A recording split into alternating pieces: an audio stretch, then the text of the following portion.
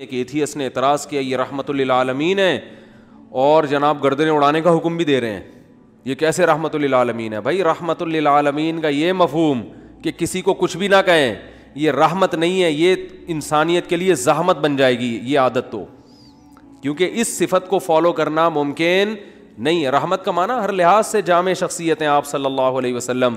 مشہور واقعہ کئی بار سنا چکا ہوں, دوبارہ سنا کے بس پھر آگے بڑھتا ہوں, کہ ایک شخص نبی صلی اللہ علیہ وسلم کی جاسوسی کر رہا تھا, گرفتار ہو گیا, تو آپ نے حکم دیا اس کی گردن اڑائی جائے. اب دیکھو گردن اڑانے کا حکم دینا بظاہر یہ رحمت کے خلاف ہے نا. ہم ہوتے ہم کہتے ہیں نہیں بھائی گردن کیوں اڑائی جائے, اسلام تو بہت وسیع مذہب ہے, ٹھیک ہے نا, اللہ بہت غفور رحیم ہے.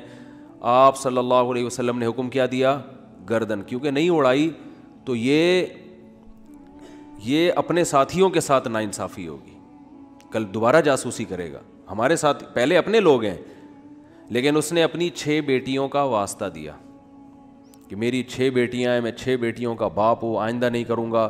آپ صلی اللہ علیہ وسلم کو اس پہ ترس آیا اور آپ نے اس کو چھوڑنے کا حکم دے دیا.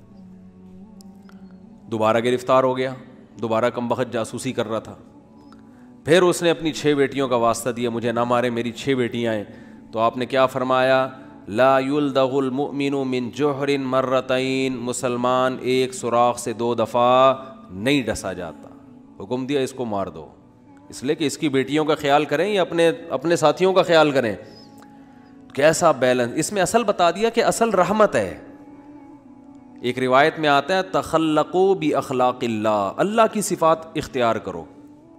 اللہ کی صفت کیا ہے؟ جود و سخاوت ہے اس میں. اللہ کیا ہے؟ غیرت والا ہے. تو ہمیں بھی اپنے اندر کیا پیدا کرنی ہے؟ غیرت. تو اللہ کی صفت یہ ہے کہ قرآن حدیث میں آتا ہے کہ جب اللہ نے اس کائنات کو بنایا تو آئندہ کن اصولوں پہ یہ کائنات چلے گی, وہ اصول اللہ نے پہلے لکھ دیے. جب کوئی ملک وجود میں آتا ہے تو آئین پہلے بنتا ہے نا. کیا ہو گیا بھائی جان؟ آئین پہلے بنتا ہے, اس کے بعد اس آئین کے تحت قانون وضع ہوتے ہیں. تو اللہ نے سب سے پہلے جو چیز پیدا کی وہ قلم. حدیث میں یہ ہمیں سمجھانے کے لیے مثالیں دی گئی ہیں. اول ما خلق اللہ القلم, سب سے پہلی چیز جو اللہ نے پیدا کی وہ کیا ہے؟ قلم. کائنات کو بنانے کے بعد, تاکہ جو کائنات جن اصولوں پہ چلے گی نا وہ اصول, وہ آئین پہلے سے طے ہو جائیں کہ اس آئین کے تحت چلے گی. اور اللہ نے سب سے پہلی چیز قلم بنا کے اسے حکم دیا لکھ. ٹھیک ہے نا, کیا حکم دیا؟ بولو نا, لکھ. تو پہلا اصول لکھا, سبقت رحمتی علی غضبی, میری رحمت میرے غصے پر غالب رہے گی. کیا پیاری بات اللہ نے ہم لوگوں کے لیے لکھ دی, جس کی وجہ سے آج ہم بچے ہوئے ہیں. یعنی جہاں غصے اور رحمت میں ٹکراؤ ہوگا تو رحمت کیا ہوگی؟ رحمت کا گراف ہمیشہ اوپر رہے گا. اللہ یہ بھی لکھ سکتے تھے کہ میرا جو غضب ہے وہ ہوگا ہی نہیں, میرا غضب ہوگا ہی نہیں, ہمیشہ کیا رہے گی؟ رحمت. رحمت ہی رحمت کے اصول پہ چلے گی, غضب نہیں ہوگا. تو پھر لوگ پیغمبروں کی نہیں مانتے. قوم عاد, قوم سمود تباہ نہ ہوتی, قوم لوط تباہ نہ ہوتی, فرعون سمندر میں غرق نہ ہوتا پانی میں اور آگ میں نہ جلتا اور جہنم نہ ہوتی. تو اللہ نے یہ نہیں لکھا کہ میرا غضب ہوگا ہی نہیں, بلکہ اللہ نے لکھا کہ غضب بھی ہوگا, رحمت بھی. لیکن رحمت اور غضب میں جب ٹکراؤ ہوگا نا تو رحمت کو کیا کروں گا؟ غالب کروں گا. جیسے کوئی گنہگار جب توبہ کرتا ہے تو اس کی توبہ کا تقاضا ہے کہ معاف کیا جائے, سابقہ گناہوں کا تقاضا ہے کہ معاف نہ کیا جائے. تو جب ٹکراؤ ہوگا تو رحمت کو اللہ کیا کر دیں گے؟ غالب کر دیں گے. رحمت کو اللہ ہمیشہ غالب کریں گے. تو یہی نبی صلی اللہ علیہ وسلم کی بھی صفت کہ جب رحمت اور غضب میں ٹکراؤ ہوتا تو آپ صلی اللہ علیہ وسلم کی صفت رحمت کیا ہوتی؟ ہمیشہ غالب ہوتی. اس کی بہت ساری مثالیں ہیں. مشرکین مکہ نے کتنا ستایا, جب مکہ فتح ہوا تو آپ نے فرمایا لا تثریب علیکم الیوم, سب کو معاف کر دیا, ضرورت نہیں ہے تلوار چلانے کی. بھائی اب ان کو قتل کر کے کیا ملے گا ہمیں؟ ضرورت نہیں ہے. جو اللہ نے ہمیں غلبہ دینا تھا وہ دے دیا ہے. تو نئی تلوار چلائی آپ صلی اللہ علیہ وسلم نے, بلکہ مشرکین کے جو سردار تھے ان کو الگ سے عزت دی آپ صلی اللہ علیہ وسلم نے. لیکن جہاں یہ جو جاسوس پکڑا گیا تو اس میں بھی معافی مانگی, 6 بیٹیوں کا حوالہ دیا. جب 6 بیٹیوں کا حوالہ دیا تو بیٹیاں ہونا اس کی علامت ہے کہ باپ پہ کیا کیا جائے, رحم. بیٹیوں کا کون پوچھے گا بعد میں. جاسوس ہونا اس کا تقاضا کرتا ہے کہ گردن اڑائی جائے. تو یہاں بھی رحمت اور غضب کیا ہو رہے ہیں, بولو بھائی, ٹکرا رہے ہیں. اس لیے آپ صلی اللہ علیہ وسلم نے کیا حکم دیا, چھوڑ دو. بیٹیوں کا واسطہ دے رہا ہے. دوبارہ جب پکڑا گیا ہے تو اب بھی اگر چھوڑنے کا حکم دے دیا جاتا تو اس کا مطلب صفت غضب ہے ہی نہیں. اور یہ بہت خطرناک چیز ہے کہ آپ کے اندر غضب کی اور انتقام کی صفت ہی ختم ہو جائے, انتقام لیس ہو جائیں. اس کا مطلب آپ قوم کے لیڈر نہیں بن سکتے, آپ قوم کو گائیڈ نہیں کر سکتے, آپ قوم خود بھی ڈوبو گے, قوم کو بھی ڈبو دو گے, آپ برباد ہو جاؤ گے. تو میں یہ اتنی ڈیٹیل میں اس لیے بیان کر رہا ہوں کہ یہی چیز ہمیں بھی اپنانے کی ضرورت ہے. اصل پیار ہے, اصل محبت ہے, اصل رحمت ہے, اس کو غالب رکھنا ہے ہمیشہ. لیکن انتقام لیس بولو نہیں بن جانا, غضب لیس بولتے کیوں نہیں, کیا ہو گیا, نہیں بننا ہے. ایسا نہیں ہو جانا کہ اتنے میٹھے کے جو بھی چائے نگل لے کھا کے.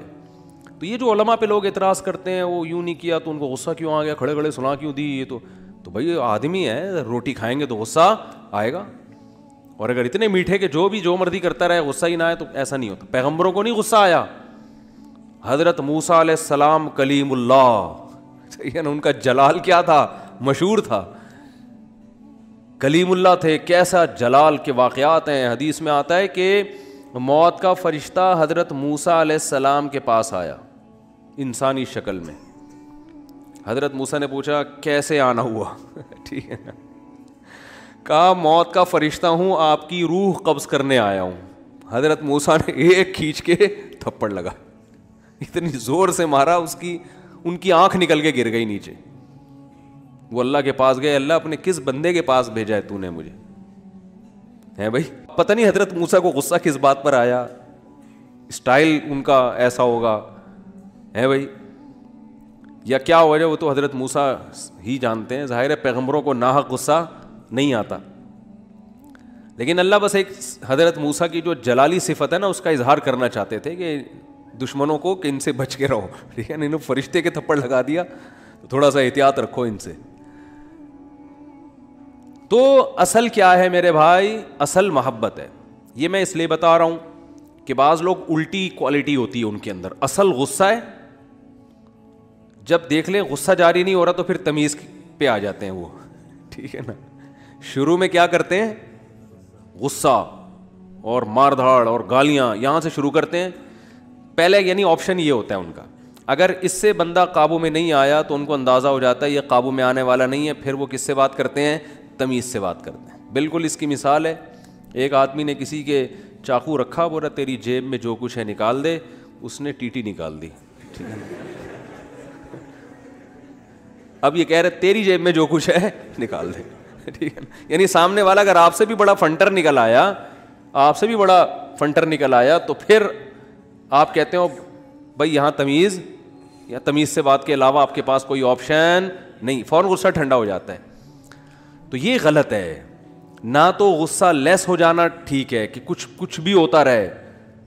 اور چونکہ میاں بیوی میں بہت ہو رہا ہے آج کل, یہ بہت زیادہ پھڈے جھگڑے, داماد ایک نمبر کا ہیروئن چی چرسی کہیں کا الو کا, کیا بولوں میں, اور برداشت پہ برداشت, نہیں کل ٹھیک ہو جائے گا, نہیں پرسوں ٹھیک ہو جائے گا. وہ بھائی نہیں ٹھیک ہوگا, یہ چھوڑ دو اس کو. نہیں جی اللہ کی رحمت بہت بڑی ہے, ہو سکتا ہے ٹھیک ہو جائے. بھائی اللہ کی رحمت بڑی ہے اس کا یہ مطلب ہے ہی نہیں. اس کا مطلب ہے کہ چھوڑ دو تو اللہ کی رحمت بڑی ہے, کوئی دوسرا دلا دے گا اللہ. جب ثنا خان کو مفتی انس مل سکتے ہیں اور مفتی انس کو ثنا خان مل سکتی ہے تو اس کا مطلب کسی کو کسی بھی ٹائم پہ کچھ بھی مل سکتا ہے. دو انتہائیں ہیں نا, ایک مولوی اور ایکٹریس کی آپس میں شادی ہو گئی تو اس کا مطلب کسی کی کسی بھی ٹائم پہ کسی پہ بھی شادی ہو سکتی ہے. رشتوں کی کمی مارکیٹ میں نہیں ہے, تو ایسے ایسے الٹے الٹے لوگوں کو لوگ برداشت کر رہے ہیں کہ ہو سکتا ہے کل ٹھیک ہو سکتا ہے. بھائی ایک حد ہے, حد ہر چیز میں کیا ہے, ایک لمٹ ہے. اولاد بگڑی ہوئی ہوتی ہے, میں والدین کو کہتا ہوں بھائی اپنے بیٹے کی ایک حد تک تربیت کرو, نہیں آ رہا نا قابو میں, نکلو. بولو پتلی گری سے سامان گھر سے اٹھا کے کیا کرو, نکلو. زیادہ نہیں بدماشی ہے, تیرے باپ کا گھر ہے, تیرا گھر نہیں ہے. ہاں سارے 100% درست نہیں ہوتی اولادیں, کچھ تو باپ کو بھی برداشت کرنا پڑتا ہے اولاد کی خاطر, لیکن وہ بھی ایک حد ہے نا, حد سے زیادہ تھوڑی ہوتا ہے, حد سے زیادہ نہیں ہوتی کوئی بھی چیز. پھر اس میں ایک اصول یہ بھی ہے کہ یہ دیکھا جائے گا بڑا نقصان کس میں. لوگ کہتے ہیں اگر تعلق ختم کیا تو یہ ہو جائے گا, یہ ہو جائے گا. بھائی تعلق ختم کیا تو یہ ہو جائے گا, نہیں کیا تو یہ ہو جائے گا, تو دونوں میں پلس مائنس کیا کرو کہ زیادہ نقصان کس میں. ہمیشہ اس اصول پہ زندگی گزرتی ہے. یاد رکھو دنیا میں سارے فائدے کی چیزیں کبھی بھی حاصل نہیں ہوتی, ہر کام کے کچھ سائیڈ افیکٹ ہوتے ہیں. عقل مند آدمی یہ دیکھتا ہے کہ سائیڈ افیکٹ زیادہ ہیں یا اس کے بینیفٹس زیادہ ہیں. اس اصول پہ زندگی گزاری جاتی ہے. اگر اس اصول پہ زندگی نہیں گزارو گے ساری زندگی کبھی کوئی فیصلہ آپ سے ہوگا ہی نہیں. سمجھ رہے ہو کہ نہیں سمجھ رہے؟ ساری زندگی کنفیوز رہو گے اور کبھی کوئی فیصلہ آپ سے ہوگا ہی نہیں. ہمیشہ اس اصول پہ زندگی گزرتی ہے کہ یہ کام کرنے میں بھی نقصان, نہ کرنے میں بھی, کرنے میں زیادہ یا نہ کرنے میں زیادہ. اس کو پلس مائنس کر کے فوراً رپورٹ مارکیٹ میں لایا کرو, ٹھیک ہے نا, اور رپورٹ خود تیار کرو, کرنا ہے بھائی کہ یہ سائیڈ افیکٹ ہیں اس کے, تو یہ برداشت کریں گے. جیسے اینٹی بایوٹک ہے, کچھ سائیڈ افیکٹ ہوتے ہیں, اب ہوتے ہیں تو ہوتے رہیں.